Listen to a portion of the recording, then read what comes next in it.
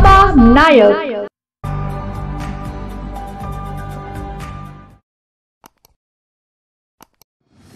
शिरपूर तालुक्यात अवकाळी वादळी वाऱ्यासह पावसामुळे शेतपिकांचं आणि शेती उपयोगी साहित्यांचं मोठ्या प्रमाणात नुकसान झाले असून सर्व नुकसानीचे पंचनामे करून शेतकऱ्यांना शासनाकडून नुकसान भरपाई मिळावी यासाठी शिरपूर तालुक्याचे आमदार काशीराम दादा पावरा यांनी तहसीलदार महेंद्र माळी यांना 7 मे रोजी पत्र देऊन त्याप्रमाणे प्रशासनाला सूचना दिल्या आहेत।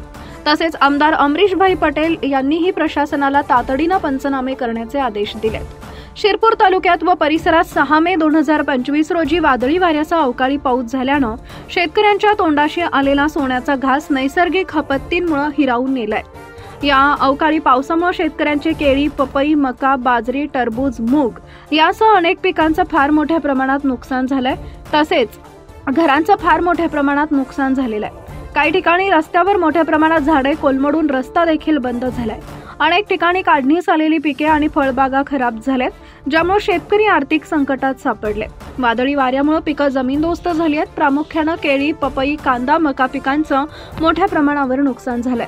तर काही ठिकाणी वादळी वाऱ्यामुळे पत्र्यांची घरं व शेडचे पत्रे उडाले, तसेच पोल्ट्री फार्मचे शेड उखडून पडले।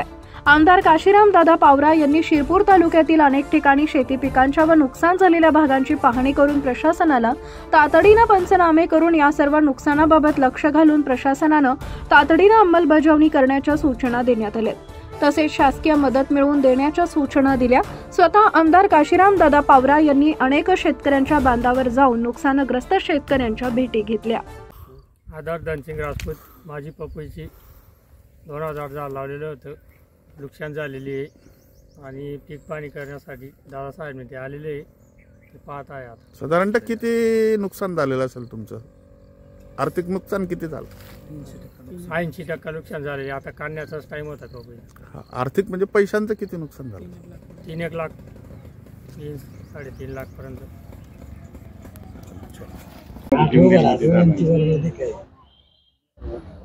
6 मेला जो चक्रवादळ आपल्या शिरपूर तालुक्यामध्ये झाला, 6च्या दरम्यान चक्रवादळ झाला। त्या चक्रवादळामध्ये शेतकऱ्यांचे फार मोठं नुकसान झालेलं आहे आणि गावामध्ये घरांची पडझड झालेली आहे। त्या दृष्टिकोनातून आपल्या शिरपूर तालुक्यामध्ये मोठ्या प्रमाणात नुकसान झालेलं आहे। शेतकऱ्यांचे नुकसान, केळीचे नुकसान आहे, पपईचे नुकसान आहे, बाजरीचे नुकसान आहे, मूग असेल, टरबूज असतील आणि कांदा असेल, असे अनेक इतर पिकांचे फार मोठ्या प्रमाणात नुकसान शिरपूर तालुक्यामध्ये झालेलं आहे।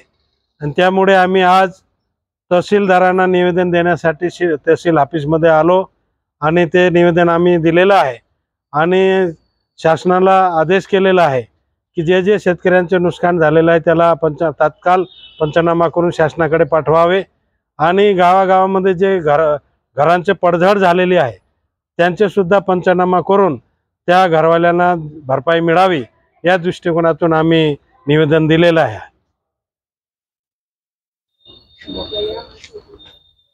बाबा नायक।